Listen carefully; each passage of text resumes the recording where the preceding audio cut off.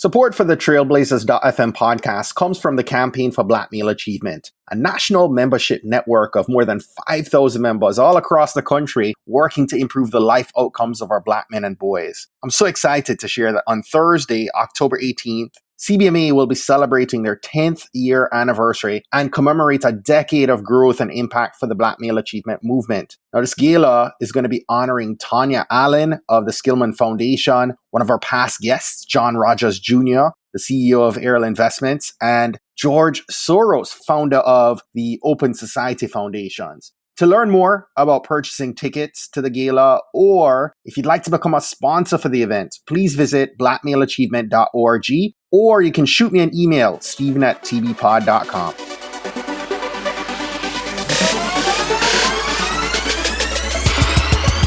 You're listening to the Trailblazers podcast, where we will explore the stories of successful Black professionals. Join us as we highlight the knowledge, resources, and tools of these accomplished trailblazers to help provide the know-how, confidence, and motivation you need to blaze your trail. And now, here's your host, Stephen Hart. Blazer Nation, hello, what's up? Wagwan, how are things with you today? Listen up, the day this episode goes live is August 6th, and it's a special day for all Jamaicans. It's the day Jamaica became independent from Britain. So for all my Jamaicans listening, happy Independence Day. So we're fast approaching the end of this summer break, and I had no idea that, one, we could survive this long, right, without any fresh new interviews. And I'd never done this before. And I'm surprised because not only did we maintain our download numbers, but they've actually increased over the summer break. And so the podcast continues to grow. But secondly, I'm so happy that it all worked out and that I actually learned quite a bit in the experience of it. And we actually created a new category of content creation with the masterclass type episodes that we did a few weeks ago with Donald C. Kelly, with Minda Harts and Kwame Christian. And so that may be a new way of us producing content in periods where we don't have scheduled interviews or we're in another summer break like this one. But just so you're aware, between the summer break, I should say, we've actually been recording quite a bit. And so I recorded a number of episodes in April and May of this year that haven't yet been published, that were intended for an entrepreneurship series that is coming live in September. And I've continued to record, just started back recording out of my so-called summer break this past week here. So, and I have probably a half dozen interviews throughout the month of August that are scheduled. So between episodes that have been recorded and those that are scheduled now, I want to tell you that we are all but done with the year of 2018. 2018 is pretty much a lock at this point. And I have to tell you, we have some amazing episodes lined up for you guys. And so, good news, we're back. We are hopping into new interviews the first Monday in September. And actually, we begin a new series. Our very first Trailblazer Entrepreneur series begins on September 10th. This is a really, really special one because we're kicking off with an amazing interview, a conversation I had with Janice Bryant-Howroyd of the Act One Group. For those of you who don't know who Janice is, she's the first African-American woman to build a $1 billion business, and she's now generated multiple billions in revenue. But it's an episode that you do not want to miss. That's all I have to say about that, right? But the series in general is going to be terrific. We have some heavy hitters over a 6-week period of time. So I want you guys to get excited. Help me spread the word about the upcoming series. We're featuring 7 trailblazers over the 6-week period. One of our episodes has twin brothers who are crushing it right now in the middle of the country in a business that they're running. It's going to be something truly special in the buildup of this podcast and all that we've done to this point. So I am so excited and looking forward to sharing that series with you guys.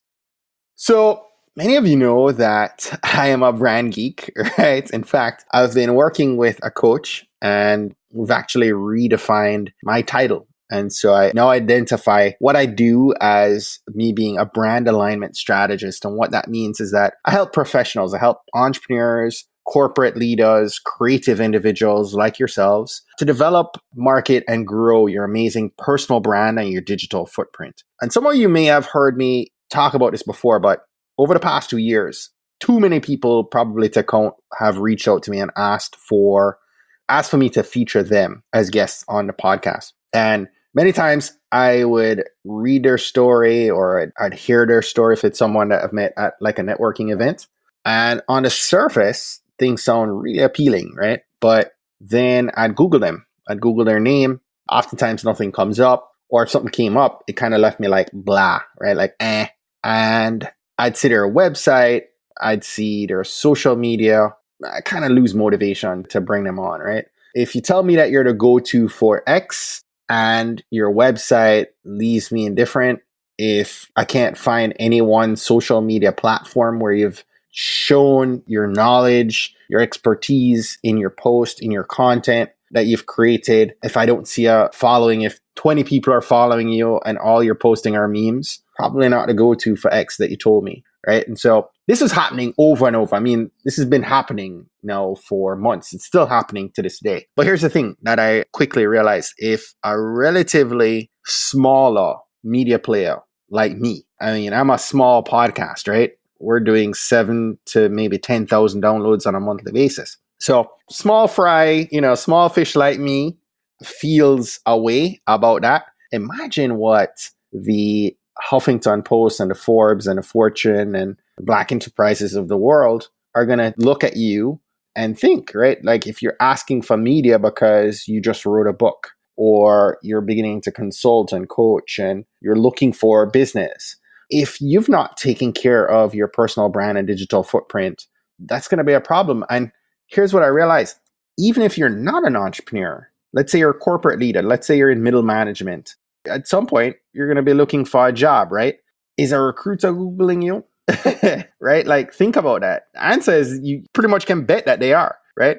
And what they're finding out about you is up to Google, right? If you haven't taken the steps to make sure you're in control of what's going to come up. So I've had this happen several times over where someone has no digital footprint. They've really developed no social media presence. They did not maximize use of developing a website, developing a presence on a couple different social platforms where those results are naturally going to float to the top of a Google search for you. Then what ends up happening is sometimes you can find that if you had, and this has happened a couple times, too often to mention, but I've seen people who have had arrest records back in college, right? Back years, decades ago, but they have no footprint, but the county still keeps this record up. Public record's still out there.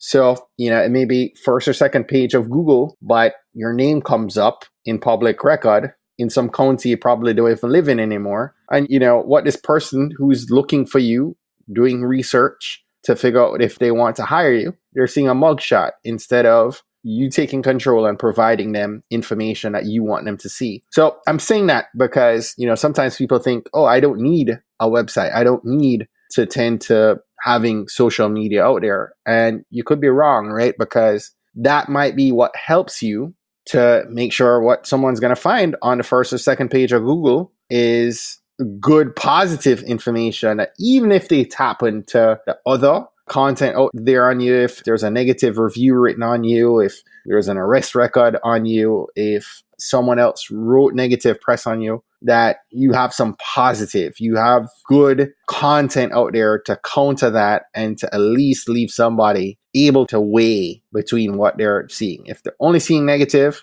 you're in that position, right?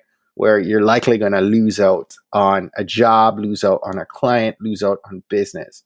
Maybe you're a service-based professional, right? Like an insurance agent, you're a lawyer, a realtor, dentist, something along that line, right? You're getting searched too. In fact, my wife is the number one person that she's one of those Facebook moms, right? Who surveys her mom network for referrals for different professionals or services. So all too often, I've seen her look for handymen, look for insurance agents, look for legal assistants, look for doctors and dentists for ourselves or for our kids.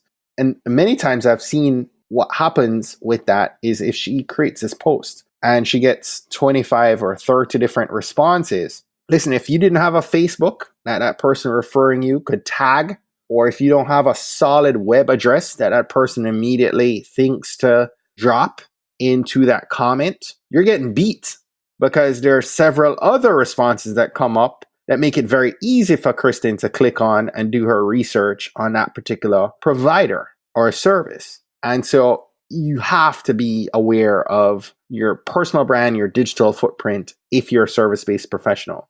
Lastly, if you're an entrepreneur and you don't get that, you're in a bad place, right? Because having a business in 2018 without a solid website that's mobile responsive is like you taking a kayak without a life vest out to sea in the middle of a storm at night. You're going to lose, right? You're going to get beat every single time by that next guy. So I realize that there's a huge need for this, because I've been polling folks and a lot of people have said to me, hey, Stephen, I know I need this, but dude, I have zero technical knowledge of what to do and how to get this all done. Another thing I always hear is, look, I can't afford to spend several $1,000s right now on building a top-notch site and a brand presence. And I get that, because I've worked with several corporate projects where we've spent tens of thousands of dollars on a website. Even for individuals, some individuals can spend upwards of $5,000 developing their brand presence and footprint. And so doing brand development, doing it right for several years, the honest truth is that it can get expensive. Another reason too is that you don't want to really go it alone. At this moment in time, so many things change. So many things change day to day with social media, with digital media. It's really hard for you to be a technician, to be a professional who doesn't have marketing knowledge and know what to spend money on and not get taken, right? Not spend your money and end up with a pretty crummy end product. So I thought, this would be a great opportunity for me to maybe share with you guys, because I geek out about this stuff nonstop. Marketing, branding is my alleyway. So I talk about this on other episodes, on other podcasts that I'm a guest on, but I don't often do it on Trailblazers often enough. And so I thought that this week and next week, I would do some solo episodes and share with you some of my mission fuel around you building your personal brand blueprints. And so much of what I'm going to cover today is we're going to talk a little bit about what happens with you developing your personal brand or even your business brand, right? This is applicable as well. So one of the more common responses I get when I ask people, what comes to mind when you think of your brand, when you think of the first thing you need to do when building your brand or your business? Now, I'll ask you the same question. What's the first thing that comes to mind? Well, a lot of people, approach me and they often think of a logo, right? They think more often than not that they need to build a logo or develop a logo. And the truth is, it's absolutely not the first thing. The first place we should be starting off from is not with your logo, right? I personally, in my process, I encourage folk to define their foundation. And I have a formula that I've helped people walk through. I define that formula as your A plus MVP. And this refers to your audience, your mission, your vision, and your product. We're going to talk about the audience piece in next week's episode. So you definitely want to tune in next week to hear some of what I'll share about how you define and do the research to make sure you're nailing your ideal customer or client or listener if you're a podcaster as well. But let's talk about your MVP quickly. Your MVP refers to your mission, your vision, and your product. So your mission, the M in this equation, in this formula, describes your why. I want you guys to get really clear before you get going on why you're pursuing a specific career or why you'd like to start a business, right? Your why has nothing at all to do with money. So I want you guys to sit down and think through this and just know what your why is about, right? What's going to keep you motivated when things aren't sexy, when you're finding yourself in this dark, ugly valley that you're having to walk through alone, because often at that point in time, you don't have people cheering you on, right? Everyone is gone about their business at that point in time. So if you don't have a strong why, you oftentimes will be one of those people that turn around and run for the hills behind you, and you're giving up. And usually, unfortunately, It happens just before things really are about to take off for your business. So really get crystal clear on your mission, on your why. It's really that important. Next up, the V represents your vision. And so with your vision, I want you guys to sit down and go through this over a couple of weeks, right? I took about 2 or 3 weeks to do this. I encourage most of my clients to do the same. You could rush it, but it's really important that you give this thought and you do it right, because your mission is going to have you going through and giving thought to your legacy, right? What do you want your legacy to be when we look out 25, 30, 40 years from now, right? Some people put a spin on this and say, write your life story from the vantage point of you being 75 or 80 years old, right? What would you write down? And in doing this exercise, by the way, when you're thinking out 30, 40 years from now, imagine that there are no obstacles or barriers in your path, like what you have maybe in your way right now. So remove all the obstacles, remove your story to this point in time. Don't paint the picture based on where you are today, right? In a perfect world, in a perfect scenario, I want you to document what you'd love your story to be out to that point. How would you like your children, your grandchildren, family, loved ones to be describing you 30, 40 years out from now? That's the vision. Once you have clarity on the vision, and this is the reason it's going to take you a few weeks to give thought to, because you're initially going to start out limiting yourself, and then things will get clear and you'll get a little bit bolder and you begin to have a little bit of fun with this, right? But I want you to be bold and think big and think outside the box, right? Once you've gotten clarity on the vision, you can now begin to bring it back. We're going to reverse engineer what your 10-year goals might look like, what your 1-year goals might look like. And then we can begin to task things out to start realizing our vision. But what I want you to do is bring this back to what 10 years out from now could realistically look like to get you to that long-term vision. I call it the 10-year goals, your BHAG, your big, hairy, audacious goals. Once you've gotten through your 10-year goals, then we're going to bring this back. I'm going to begin to map out what the next year looks like that can feed into taking that bite out of the larger 10-year pie of what you're working toward, right? The beautiful thing in this, you're no longer having to wait until the dreaded end of year New Year resolutions that put blindly stated words on a piece of paper that you won't even know where it is come mid-February, right? We can do this exercise right now in the middle of August, and you can say, look, 10 years out from now in August of 2028, this is what my life will be like. I will be a New York Times bestselling author. I'll be an international speaker. I'll be an internationally recognized radio host and coach, and whatever your vision, whatever your story, you want to be a Nobel Prize winner. I mean, like, think big. Think about what you really want to accomplish in your career, with your business, right? Flesh this out. Give it thought. And you're going to want to keep this front and center now, right? Because when you're able to flesh out the 10-year BHAG and then begin to define what each year's goals are to be able to work towards those BHAGs, right?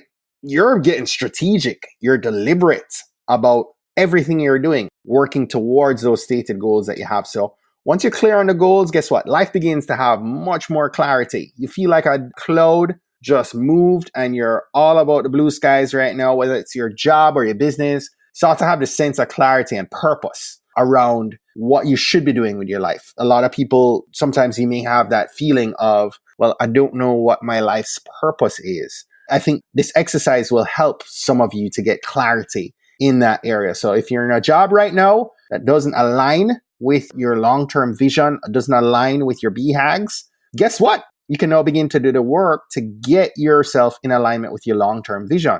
Likewise, if you're running a business, your goals, your tasks, even your products and service offerings should be in alignment with your long-term vision of how you want things to actually end up, right? So give thought to your vision, because it has truly a lot of impact in setting the right foundation for your brand. The last P in our MVP is your product.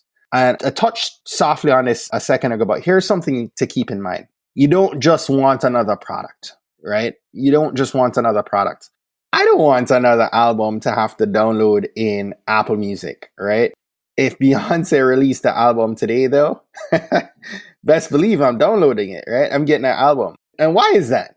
The truth is, if you think of Beyonce's mode of operation, right? She's not giving you another product, another album to consume that's just like 5 or 10 other albums that came out this week. Beyonce is a legend for a reason. She thinks about every word, every musical instrument, every thought, every emotion that we're going to have in that album while we are consuming this content she has given thought to.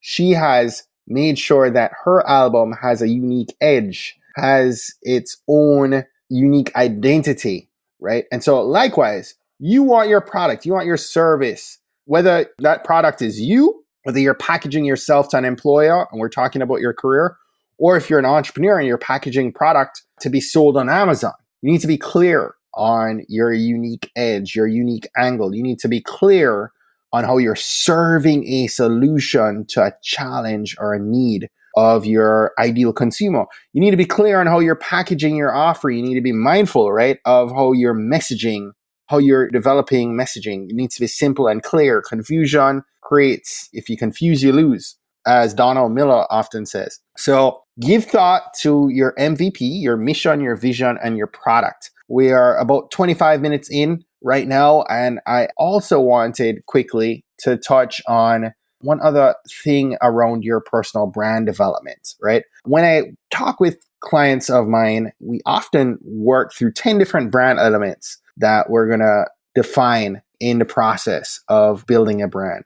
But quickly, I just wanted to point out 3 really important elements that are vital for you as you begin the process of building your personal brand and your digital footprint. These 3 elements are your color palette, your fonts, and your imagery. Your color palette is the exact colors that you'll be using in your brand, right? So a lot of people don't give thought to color and the colors that they use, but it's pretty interesting. I mean, research out there points out that like 90% of people make a first impression within seconds based on color alone, right? And so it's really important because different colors have different meaning and stir different sorts of emotions in folk, right? So for example, blue is a universal color of trust. Doesn't matter where you are, right? You think of Facebook, you think of IBM. There are establishments that people trust. You give Facebook a lot of information and you're on there all day, every day. IBM, I mean, look at a bunch of other brands that use the color blue. You'll recognize that generally speaking, that color is one that most people trust, right? We think of other colors like the color red, for example. Red can symbolize love, right? Think of Valentine's Day and hearts, right?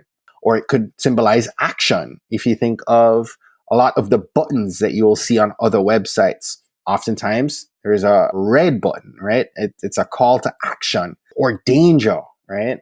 So depending on the use case, red has certain kind of emotions that are generated based on where that color is used. So keep in mind, the color that you use is really, really important. And you want to develop a color palette for your brand where you have, 1 or 2 core colors that you use, as well as maybe a couple accent colors, right? Neutral colors and accent colors. I usually have a call to action color that's used only in the case of call to actions that I have peppered throughout my website or through my marketing and promotional material. Second element is your typography or your fonts, right?